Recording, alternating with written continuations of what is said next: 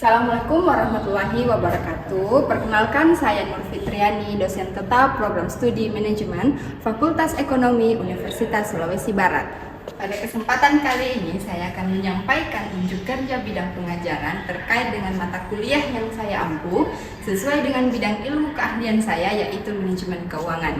Mata kuliah ini merupakan mata kuliah wajib program studi pada semester 3 dengan kode mata kuliah FEK 03-3320 dengan bobot 3 SKS. Diselenggarakan dalam 16 kali pertemuan dengan rincian 14 kali pertemuan tatap muka dan 2 kali untuk ujian tengah semester dan ujian akhir semester. Mata kuliah manajemen keuangan merupakan mata kuliah yang mengkaji konsep-konsep manajemen keuangan secara komprehensif, mulai dari pemahaman mendasar mengenai manajemen keuangan dan penggunaan laporan keuangan, hingga pada teknik evaluasi strategis untuk memaksimalkan nilai perusahaan. Di mana secara garis besar materi pembelajaran dalam mata kuliah ini terdiri atas yang pertama adalah pengantar dasar manajemen keuangan. Yang kedua adalah berkaitan dengan manajemen modal kerja yang berfokus pada pengelolaan aset lancar dan pendanaan jangka pendek. Kemudian yang ketiga adalah analisis fondasi keuangan perusahaan yang berkaitan dengan materi time value of money. Kemudian yang keempat ada keputusan investasi dan risiko yang membahas tentang teori risiko dan pendapatan atau risk and return. Kemudian yang terakhir adalah keputusan pendanaan dan kebijakan dividen, yang dimana pada mata kuliah ini adalah menganalisis tentang teori biaya modal atau cost of capital, kemudian ada struktur modal dan kebijakan dividen yang diterapkan oleh perusahaan. Capaian pembelajaran dalam mata kuliah ini adalah mahasiswa mampu untuk menganalisis teori-teori dan konsep dasar manajemen keuangan, khususnya pada keputusan pendanaan di dalam perusahaan.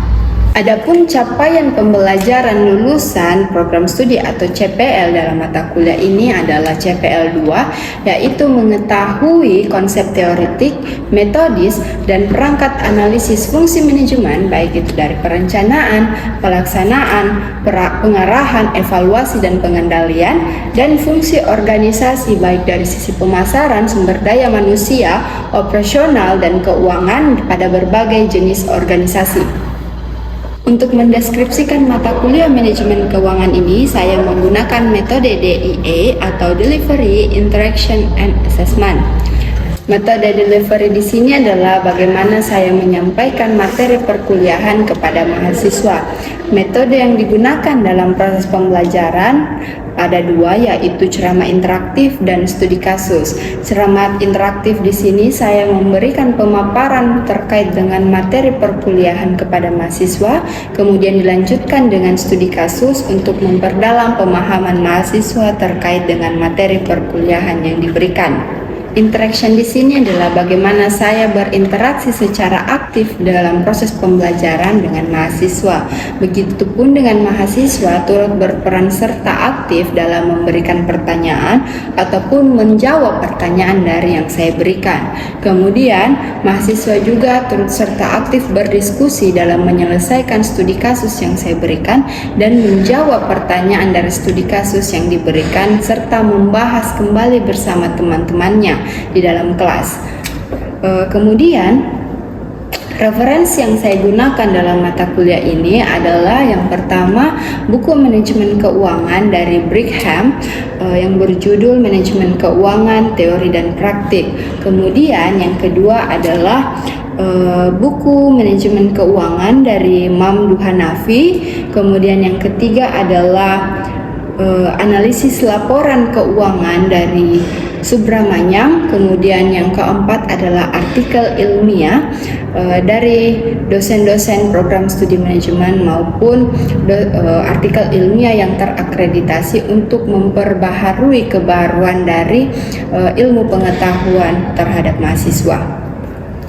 Metode asesmen sendiri terdiri atas tugas dengan proporsi sebesar 30%, kemudian ada partisipasi sebesar 20%, kemudian ada ujian tengah semester sebesar 25% dan ujian akhir semester sebesar 25% juga.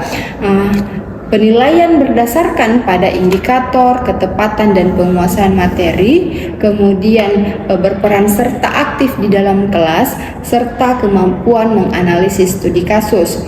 Terkait dengan penilaian, saya juga mengacu pada rubrik penilaian yang telah diberikan di awal perkuliahan kepada mahasiswa. Selanjutnya, nilai-nilai mahasiswa ini akan diakumulasikan sesuai dengan bobot penilaian tiap komponen, dan nilai tersebutlah yang akan menjadi bahan evaluasi di akhir perkuliahan. Sekian terkait deskripsi diri saya pada Tridharma Perguruan Tinggi, khususnya bidang pengajaran. Semoga video ini dapat bermanfaat dan digunakan sebagai salah satu syarat kelengkapan dokumen pernyataan diri dosen untuk unjuk kerja PDD UKT-PT. Selamat menyaksikan video pembelajaran tatap muka mata kuliah manajemen keuangan dengan topik materi struktur modal. Semoga menjadi pertimbangan dalam proses pengajuan sertifikasi dosen tahun 2026. Selamat menyaksikan. Oke, bismillahirrahmanirrahim. Assalamualaikum warahmatullahi wabarakatuh.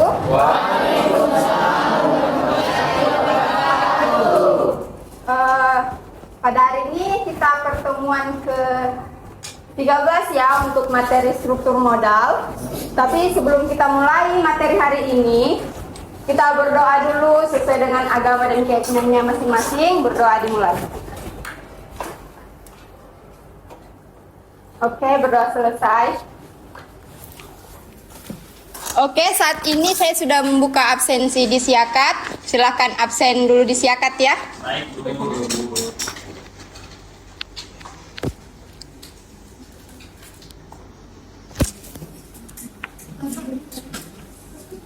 Oke, baik. Setelah itu kita lanjut untuk materi hari ini mengenai dengan struktur modal. Capaian dan tujuan pembelajaran dari struktur modal ini adalah yang pertama, bagaimana mahasiswa mampu untuk menjelaskan apa itu pengertian dari struktur modal. Kemudian yang kedua adalah bagaimana mahasiswa mampu untuk menganalisis pendekatan dalam struktur modal. Ada beberapa pendekatan dalam struktur modal, yaitu ada trade-off teori, ada pecking order, ada asimetrik, ada teori sinyal, dan lain-lain. Oke, selanjutnya yang akan kita bahas pada hari ini adalah apa itu struktur modal dan apa saja teori-teori di dalam struktur modal. Baik, sebelum saya masuk pada materi hari ini yang berkaitan dengan struktur modal, saya mau menyinggung dulu atau mereview sedikit terkait dengan materi minggu lalu, yaitu berkaitan dengan teori biaya modal. Mungkin dari adik-adik sekalian ada yang masih ingat apa yang kita bahas di dalam teori biaya modal itu? Atau apa saja komponen-komponen pendanaan dalam biaya modal? Ada yang masih ingat? Ya, silakan. Ya, pertama itu ada biaya utang, biaya biaya ekuitas, biaya utang, biaya saham preferen, dan biaya ekuitas. Baik, dalam teori biaya modal itu seperti saya jelaskan kemarin bahwa ada 3 komponen dalam pendanaan biaya modal. Yang pertama itu ada biaya utang, kemudian ada biaya ekuitas, yang ketiga ada biaya saham preferen. Semua ini digunakan sebagai pendanaan di dalam perusahaan untuk mencukupi kegiatan operasional di dalam perusahaannya. Oke, baik. Hari ini setelah kita singgung terkait dengan materi sebelumnya, hari ini kita masuk pada lanjutan dari biaya modal, yaitu struktur modal. Ini masih berkaitan sama materi sebelumnya, tapi ini mengenai dengan bagaimana struktur modal di dalam perusahaan itu. Oke, struktur modal itu dari pengertiannya sendiri adalah pembelanjaan suatu perusahaan yang diukur dengan perbandingan antara modal sendiri dengan modal dari utangnya. Oke, jadi biasanya dalam struktur modal itu adalah perbandingan antara utang dengan modal. Umumnya jika kita kaitkan ini utang dengan modal, dia masuk pada rasio keuangan yang dikatakan debt to equity ratio. Ini biasa yang digunakan untuk mengukur struktur modal dari satu perusahaan, karena dia memperbandingkan antara utang dan modal dari perusahaan itu sendiri. Oke, modal sendiri ini berasal dari laba ditahan. Seperti yang kita ketahui bahwa ekuitas itu adalah laba ditahan kan di dalam laporan keuangan. Kemudian utang itu berasal dari utang jangka panjang dari perusahaan itu. Seperti kita ketahui bahwa suatu perusahaan dikatakan atau mampu menarik satu investor ketika perusahaan itu mampu membiayai utang jangka panjangnya. Karena kenapa perusahaan berani untuk melakukan mengambil utang, sedangkan kalau kita pikir-pikir secara logika, ketika kita mengambil utang yang banyak itu bagaimana kita membayar nanti utangnya, mulai dari pokok utangnya kan, kemudian ada bunganya dan lain-lain sebagainya. Tapi kenapa di dalam struktur modal ini utang itu menjadi daya tarik bagi investor kepada perusahaan? Nah, inilah yang dibahas di dalam struktur modal. Makanya dalam struktur modal itu ada beberapa teori-teori yang berkaitan. Teori-teori inilah yang akan kita bahas. Yang pertama itu tadi seperti saya sebutkan bahwa ada beberapa teori di dalam struktur modal. Salah satu teorinya adalah teori signaling. Oke, teori signaling itu kalau secara bahasa Indonesia namanya teori sinyal. Namanya juga sinyal, berarti kita memberikan sinyal kepada orang lain. Nah, kalau di dalam bisnis atau di dalam satu kegiatan organisasi atau perusahaan, sinyal ini bisa dikatakan sebagai informasi atau kita memberikan kode, semacam kode ya, kepada para stakeholder di luar perusahaan. Stakeholder ini berupa investornya. Investor inilah yang akan memasukkan nanti dananya kan kepada perusahaan untuk menjalankan kegiatan organisasinya. Nah, dari beberapa teori-teori struktur modal seperti ada pecking order, ada asymmetric teori, signaling teori ini mungkin lebih mengarah bagaimana kita memberi sinyal secara langsung kepada perusahaan, kepada investor melalui laporan keuangan yang kita berikan. Oke, kan seperti kita ketahui bahwa semua kondisi keuangan atau kondisi perusahaan, dia laba atau rugi, bisa kita tahu dari laporan keuangannya kan. Nah, begitupun dengan teori struktur modal, khususnya pada signaling teori. Signaling teori sendiri menyatakan bahwa di caranya perusahaan dalam memberikan sinyal kepada konsumen dalam menganalisis laporan keuangannya. Oke, sinyal yang dia berikan kepada investor ini atau kode yang dia berikan kepada investor itu berupa utang. Oke, utang yang dia munculkan di dalam perusahaannya atau di dalam laporan keuangannya dengan nilai utang yang tinggi. Oke, itu berupa sinyal. Kenapa dia memberikan sinyal seperti itu? Karena begini, sinyal teori itu berbunyi bahwa sinyal positif yang diberikan kepada investor itu berupa utang yang tinggi yang dia munculkan dalam laporan keuangannya. Karena kenapa? Kita tahu bahwa struktur modal itu dalam definisi hutang yang dia sebutkan bahwa hutang jangka panjang. Nah, ketika perusahaan atau organisasi dalam bisnis ini memberikan hutang yang tinggi di dalam laporan keuangannya, dia memberikan sinyal kepada perusahaan bahwa kita mampu membiayai hutang kita secara jangka panjang. Itu adalah bentuk sinyalnya. Nah, secara logika kalau kita pikir seperti itu, bahwa ketika perusahaan mampu membiayai hutang jangka panjangnya, berarti secara teori pasti bilang, kita katakan bahwa meskipun dia bisa biayai utang jangka panjangnya, berarti utang jangka pendeknya dia pasti biayai juga kan? Berarti secara tidak langsung, dan ketika dia memunculkan lagi di laporan keuangannya perusahaannya laba, berarti investor akan berpikir bahwa perusahaan ini mampu membiayai utangnya dan akan memberikan dividennya kepada para investornya nanti di akhir tahun. Oke ya? Ketika dia membagikan dividen. Begitu bunyi dari signaling teori. Oleh karena itu, kenapa perusahaan lebih mengutamakan bahwa yang kita munculkan lebih besar adalah utangnya daripada modalnya. Utang lebih besar daripada modalnya, meskipun modalnya itu tinggi ya. Secara umum perusahaan ini memiliki modal yang tinggi dalam kegiatan bisnisnya, tapi kenapa utang yang lebih dilihat oleh para investor, lebih menarik dilihat oleh investor? Karena begini, kalau modal yang tinggi memang baik untuk perusahaan, tapi bagi investor itu bukan satu hal yang menarik untuk mereka lakukan investasi di perusahaan tersebut. Karena apa? Berarti nanti pada saat perusahaan mau membayar utangnya kah, atau mau membagikan dividennya, dia menggunakan modalnya. Berarti semua kegiatan bisnis yang dia lakukan adalah menggunakan modalnya. Jadi ketika modalnya sudah habis, perusahaan pasti sudah tidak memiliki dana lagi kan? Dia sudah tidak bisa membiayai kegiatan bisnisnya. Kalau itu dia menggunakan modal sendirinya, kan struktur modal tersusun atas dua, modal sendiri dan utang kan? Nah, ketika modalnya yang dia gunakan untuk melakukan kegiatan bisnisnya, nah ketika modalnya sudah habis, berarti dia sudah tidak bisa melakukan lagi kegiatan bisnisnya, tidak ada lagi dividen yang diperoleh oleh para investor. Kan seperti itu. Singkatnya saja bahwa utang saja dia bisa bayar, bagaimana dengan dividennya kita? Yang lebih besar berarti kan utangnya daripada dividen. Dividen kan jangka pendek, 1 tahun, 1 tahun, 1 tahun. Sedangkan ketika utang jangka panjangnya lebih dari 5 tahun dia bisa bayar. Kan logika kecilnya seperti itu.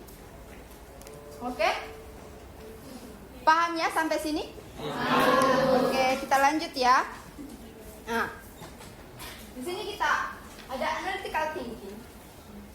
Ketika perusahaan memberikan sinyal dengan memutuskan untuk meningkatkan proporsi utangnya dalam struktur modalnya, kira-kira perusahaannya bagaimana?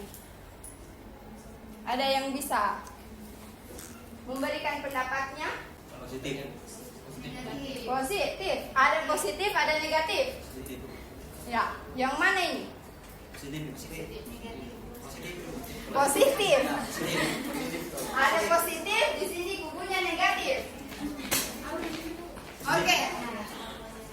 Kenapa? Ada yang mau kasih alasan kenapa dia positif atau negatif? Iya, silakan. Oke, jadi seperti yang disampaikan tadi, bahwasannya kalau investor itu mengukur menggunakan modal, nah kan kalau kita dalam perusahaan itu menggunakan modal secara terus-menerus akan habis. Nah, tetapi kalau kita mengandalkan utang itu kan ada jangka panjangnya. Nah, sehingga kalau memberikan sinyal dengan meningkatkan proporsi utang itu berarti memberikan sinyal positif kepada investor, bukan negatif. Oke. Kalau dari kubu negatif, ada alasannya kenapa negatif?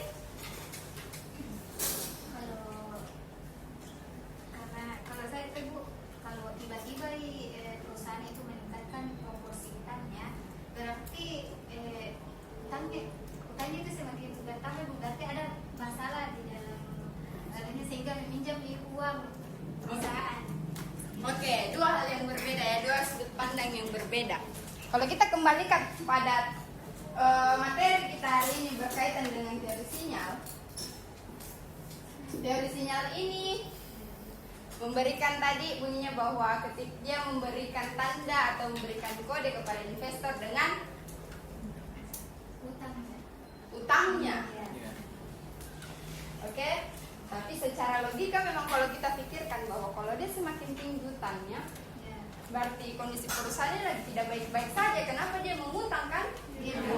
Saya pasti berpikir begitu. Itu kan logis memang. Secara keuangan itu logis. Tapi kita kembalikan lagi pada teori sinyal. Teori sinyal itu dia mengatakan bahwa dengan menggunakan kegiatan perusahaan itu sebagai utang sebagai kegiatan pembiayaan dalam perusahaannya, itu menjadi sumber pendanaan dalam perusahaannya. Nah, ketika dia meningkatkan proporsi utangnya, berarti struktur modal dalam perusahaan ini dia bernilai positif. Oke, sudah tadi saya jelaskan bahwa dia berkaitan dengan utang karena dia sumber pembiayaan atau sumber pendanaan dalam kegiatan operasinya, dia menggunakan utangnya. Oke ya? Jadi ini adalah memberikan sinyal positif kepada investor. Oke? Paham ya sampai sini? Paham. Kemudian ada penerapan signaling teori di dalam perusahaan. Jadi penerapannya ini kalau di dalam perusahaan itu yang pertama adalah bagaimana manajemen memberikan sinyal kepada investor atau pemegang saham. Sama seperti tadi yang saya katakan, ini bentuk sinyal atau kode ya. Kalau kita biasanya bilang adalah kode. Sama ketika kalian mau memberi kode kepada seseorang, itu berarti kamu memberikan sinyal kepada seseorang. Entahkah dalam bentuk gesture atau apa kan? Kalau kita berkaitan dengan perusahaan, ini kodenya adalah dalam bentuk untuk melakukan investasi. Oke ya. Kemudian yang kedua adalah investor tidak percaya karena manajemen memiliki interest party. Nah, ini adalah saling bertolak belakang dengan asimetris teori. Jadi ada informasi yang asimetris. Informasi yang asimetris ini adalah berkaitan dengan teori asimetrik, di mana manajemen lebih banyak mengetahui sebenarnya kondisi pendanaan di dalam perusahaan. Jadi sebenarnya manajemen itu lebih banyak tahu dengan kondisinya, tapi secara signaling dia bertolak belakang karena dia mengatakan di signaling investor itu tidak percaya karena manajemen memiliki interest party. Yang ketiga adalah perusahaan yang memiliki nilai tinggi melakukan signaling terhadap kebijakan keuangan perusahaan melalui laporan keuangan perusahaan. Oke, sama seperti tadi yang saya katakan bahwa perusahaan itu menampilkan kondisi perusahaannya melalui laporan keuangan. Oke ya. Kita bisa tahu kondisi perusahaan ini baik atau tidak, kita bisa lihat dari laporan keuangannya. Karena laporan keuangan yang telah terbit itu telah dilakukan audit kan sebelum diterbitkan. Itu sudah resmi dan memang telah dilakukan audit secara komprehensif sehingga laporan keuangan perusahaan tersebut itu bisa diterbitkan di bursa efek. Oleh karena itu untuk menilai, investor menilai kondisi perusahaan itu dia melihat pasti dari laporan keuangannya. Makanya kalau kita bahas terkait dengan saham itu pasti berkaitan sama teori sinyal. Oke. Sejauh ini apa yang saya paparkan sudah jelas? Jelas ya? Paham ya? Oke, ada yang mau ditanya terkait? Oke, silakan. Oke, baik. Assalamualaikum warahmatullahi wabarakatuh. Waalaikumsalam warahmatullahi wabarakatuh. Kenalkan, nama saya Salim Tahir. Jadi sedikit saya bertanya Bu tentang materi tadi mengenai tentang struktur modal, di mana tadi yang dibahas tentang perbandingan utang dan modal. Kemudian di dalam teori signaling teori, dia membahas bagaimana perusahaan yang berkualitas yang baik memberikan sinyal kepada investor. Jadi pertanyaan saya itu, apakah semua penambahan utang yang dilakukan oleh pihak perusahaan selalu memberikan dampak atau penilaian positif para investor atau bagaimana? Pertanyaannya Sarjen, bagus sekali ya pertanyaannya. Apakah dari teori sinyal ini ketika dia menambah terus proporsi utangnya akan memberikan sinyal positif bagi investor? Ya. Ada yang mungkin mau memberikan pendapat dulu? Menurut pemahamannya? Tadi mungkin sudah saya bahas sedikit ya terkait dengan ketika dia menambah proporsi atau bagaimana kondisi perusahaannya. Mungkin ada yang mau memberikan pendapatnya sebelum? Tergantung apa? Perusahaannya. Karena kalau misalkan dia memberikan sinyal dengan menunjukkan utangnya, terus dia menambah proporsi utangnya dan tidak dibayar, nah itu akan tentu menimbulkan kewaspadaan terhadap investor. Tapi sebaliknya, kalau misalkan dia memberikan sinyal melalui proporsi utangnya yang jangka panjang tapi bisa dibilang tepat waktu dibayar atau sering dibayar, ya itu bisa menimbulkan semacam peluang lah untuk investor masuk ke dalam. Baik, terima kasih. Ada lagi? Atau sudah semua dijelaskan sama temannya ini, sama Anjar? Ada ya? Oke. Sudah diwakili jawabannya sama aja. Oke, baik. Pertanyaannya Saldin tadi, apakah proporsi utang yang bertambah selalu memberikan sinyal positif kepada investor? Jawabannya itu adalah belum tentu. Belum tentu ya itu menjadi sinyal positif.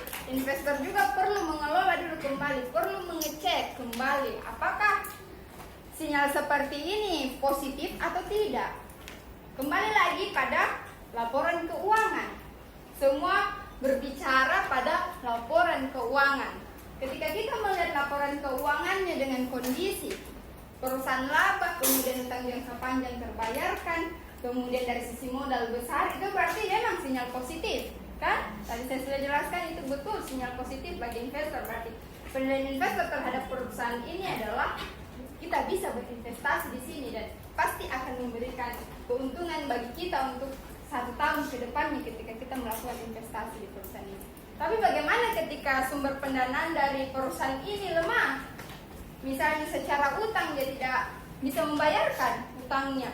Kemudian dari sisi laba atau ruginya dia rugi. Tapi secara modal memang masih ada modalnya.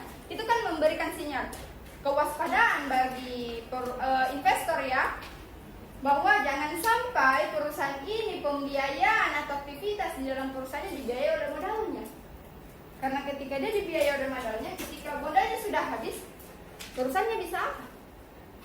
Sudah tidak bisa melakukan apa-apa, dia hanya membayar utang, kemudian bagikan dividen dan biaya produksi. Tidak ada keuntungan yang dia berikan. Kita sebagai investor juga kan pasti tidak mau ya. Istilahnya kalau kita kembalikan ke diri kita, kita pasti juga mau untung. Kita investasi di sini karena kita mau memperoleh keuntungan. Kenapa kita mau berinvestasi kalau dia tidak memperoleh keuntungan untuk kita? Itu kan sudut pandang investor. Sudut pandang perusahaan, bagaimana investor berinvestasi di perusahaannya kan? Nah, jadi bagaimana supaya dia bisa memberikan informasi-informasi terkait dengan perusahaannya supaya investor mau berinvestasi di perusahaannya, yang melalui dari laporan keuangannya secara komprehensif dijelaskan kan, makanya ada laporan keuangan komprehensif. Oke? Jelas ya? Oke. Oke, kesimpulan dari materi hari ini adalah teori sektoral modal itu membantu manajemen dalam memadukan sumber-sumber dana yang digunakan perusahaan dalam kegiatan operasionalnya untuk memaksimalkan nilai dari perusahaan. Nilai dari perusahaan ini adalah yang dilihat dari kinerja keuangannya. Oke? Iya, Bu. Saya akan memberikan tugas untuk kalian berupa studi kasus. Jadi tugasnya ini untuk studi kasus yang pertama adalah kita menganalisis laporan keuangan perusahaan dengan menggunakan konsep dan teori dari struktur modal. Ini adalah bentuk implementasi antara konsep dengan teorinya seperti apa ya. Jadi silakan mendownload laporan keuangan perusahaan yang terlisting di Bursa Efek Indonesia. Bisa kalian akses melalui idx.co.id. Silakan dipilih terserah perusahaannya apa, tapi mungkin untuk lebih jelas dan satu padu kita ambil saja manufaktur ya. Terserah mau subsektor apa, yang jelas perusahaan manufaktur.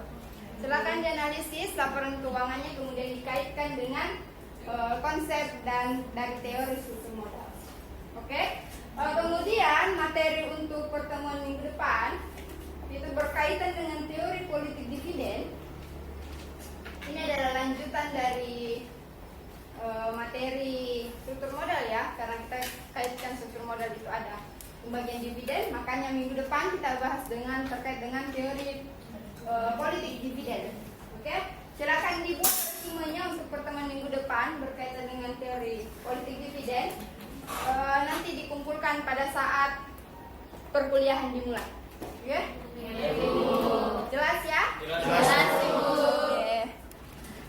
Baik. Untuk mata kuliah hari ini berkaitan dengan struktur modal, karena sudah tidak ada lagi pertanyaan dan saya anggap kalian sudah paham ya dengan materi yang saya jelaskan, kita akhiri pertemuan hari ini. Terima kasih. Assalamualaikum warahmatullahi wabarakatuh. Waalaikumsalam.